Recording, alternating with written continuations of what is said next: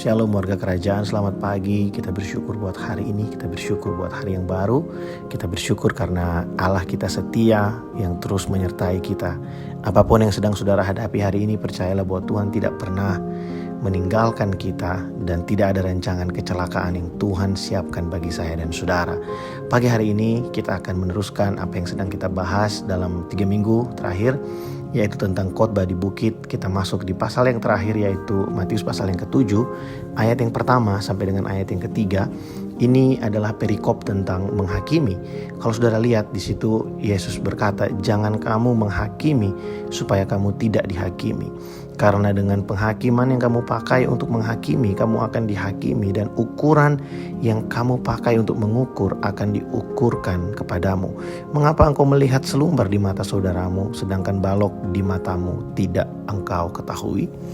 Bapak Ibu Saudara, kata menghakimi di sini seringkali disalahartikan sehingga orang menjadi sungkan atau tidak berani untuk menegur atau menasehati saudara seiman yang sedang melakukan hal-hal yang tidak sepatutnya dilakukan oleh orang percaya. Yang dimaksudkan oleh Yesus, jangan kamu menghakimi, adalah kata menghakimi di situ adalah menentukan kamu benar atau kamu salah, yang mengakibatkan orang itu selamat atau tidak selamat. Jadi secara sederhana Yesus ingin berkata, jangan kamu menghakimi seseorang dari apa yang kamu lihat tentang kehidupannya, bahwa orang ini pasti selamat atau orang ini pasti masuk neraka. Karena yang menjadi hakim atas kita bukanlah kita manusia. Yang menjadi hakim atas kita adalah Tuhan. Seringkali kita sibuk untuk mengurus kehidupan orang lain sampai kita seolah-olah memastikan bahwa orang itu pasti masuk neraka, orang itu pasti masuk surga.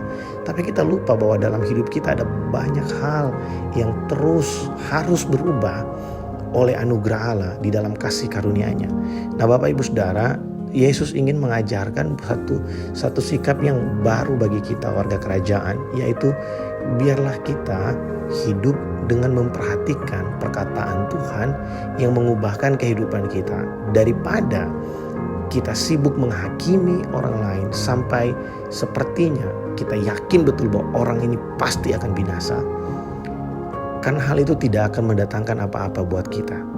Yesus berkata ayat yang kedua, karena penghakiman yang kamu pakai untuk menghakimi akan dipakai untuk menghakimi kamu.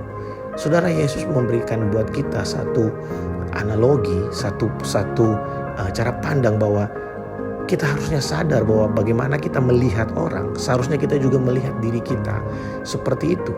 Waktu kita melihat orang, kok jahat sekali ya, kok orang itu bisa sejahat itu ya, kemudian kita mulai seolah-olah menghakimi mereka dengan berkata, dalam hati kita mungkin, orang ini pasti masuk neraka, orang ini pasti binasa.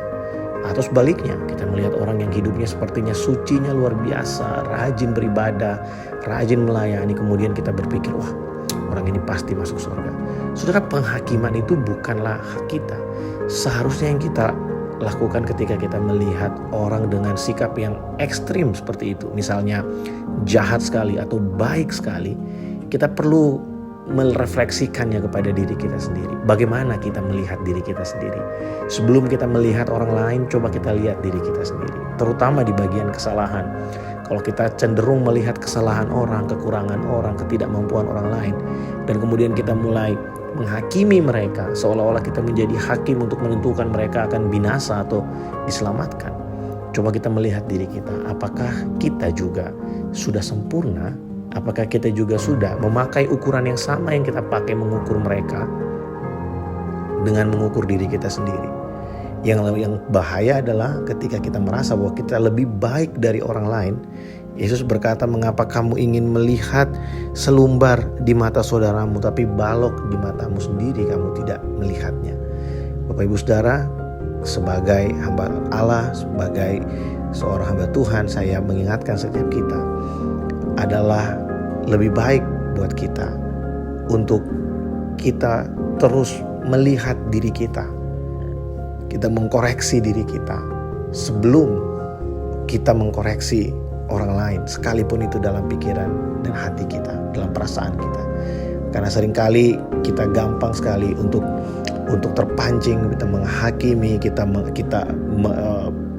berpikir seolah-olah orang lain itu jauh di bawah kita. Kita lebih baik dari mereka, kita lebih setia dari mereka, kita lebih rohani dari mereka, kita jauh lebih layak untuk diselamatkan dari mereka.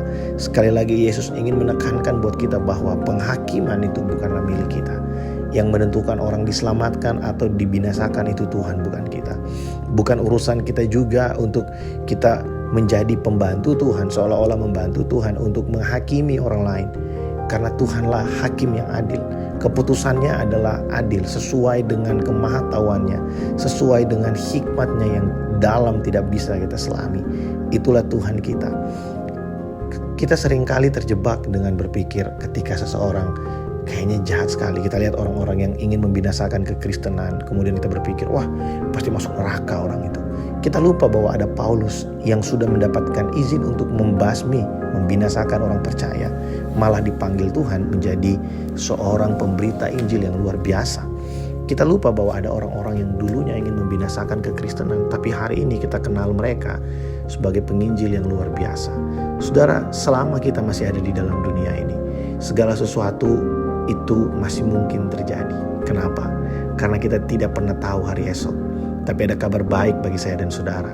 Ketika kehidupan kita bertumbuh dalam pengenalan akan Allah, ketika kita bertumbuh dalam kasih akan Tuhan, saudara, Tuhan akan meneguhkan bagi setiap kita bagaimana pemilihannya, bagaimana kasihnya yang menuntun kita dari satu step ke step yang lain. It's okay, kadangkala kita mengalami keraguan, kadangkala kita mengalami kejatuhan, tapi keraguan dan kejatuhan itu tidak akan menghilangkan kita dari hadapan Allah. Justru kita akan diangkat Allah lebih tinggi dari yang sebelumnya. Kita akan mengasihi dan mengenal Dia lebih dari yang sebelumnya. Biarlah ketika kita mengalami itu semua, kita mengerti bahwa Tuhanlah hakim yang adil, sehingga kita tidak perlu mengurusi, tidak perlu menghakimi orang lain. Kita boleh menasehati dengan kasih Kristus. Paulus berkata, nasihatilah seorang akan yang lain seperti seorang saudara. Kita menasehati, bukan kita menghakimi. Kita menegur dosa orang lain, bukan kita menghakimi.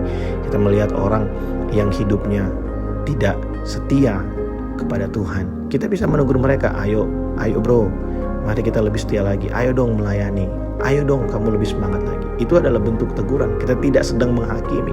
Yang bahaya seringkali saya dengarkan ada orang yang berkata, kamu pasti kamu binasa. Wah saudara, kita sedang menghakimi orang lain dengan perkataan seperti itu. Biarlah perenungan pagi hari ini menjadi inspirasi buat kita untuk kita lebih mengasihi orang yang ada di sekeliling kita. Dulu saya sulit untuk memahami bagaimana kita mengasihi orang lain dan membenci dosanya. Ketika saya mengerti tentang penghakiman ini, saya mengerti maksud Tuhan, yaitu kita mengasihi jiwa-jiwa mereka, tapi kita tidak suka dengan segala dosa mereka. Oleh sebab itu, seperti Tuhan melihat orang-orang yang ada di sekeliling kita dengan penuh kasih, biarlah kita juga melihat mereka dengan penuh kasih. Mungkin ada kesalahan, coba kita lihat diri kita, pasti ada kesalahan. Cuma mungkin bedanya kesalahan kita tidak terpampang di depan kita, sedangkan kesalahan mereka itu terpampang di depan mereka. Kita melihat orang yang berbuat cabul, kemudian kita merasa bahwa mereka adalah orang paling kotor di dunia. Tapi sebenarnya kita juga di dalam diri kita sendiri seringkali, mohon maaf, kita sering melakukan perzinahan rohani dengan percaya kepada diri kita sendiri, yang seharusnya kita percaya kepada Allah, tapi kita mempercayakan diri kita pada ego kita, pada pengetahuan kita yang terbatas ini. Bukankah itu adalah sebuah penyelewengan? Sama saja dengan orang yang berlaku cabul. Oleh sebab itu, saya mengajak setiap kita, mari kita mengasihi orang yang ada di sekeliling kita. Kita mengasihi mereka seperti Allah mengasihi mereka dan mengasihi kita. Biarlah perenungan pagi hari ini menjadi berkat buat setiap kita, Bapak Ibu Saudara. Tetap bergairah dengan Tuhan. Tuhanlah hakim yang adil atas kehidupan kita. Tuhan Yesus memberkati.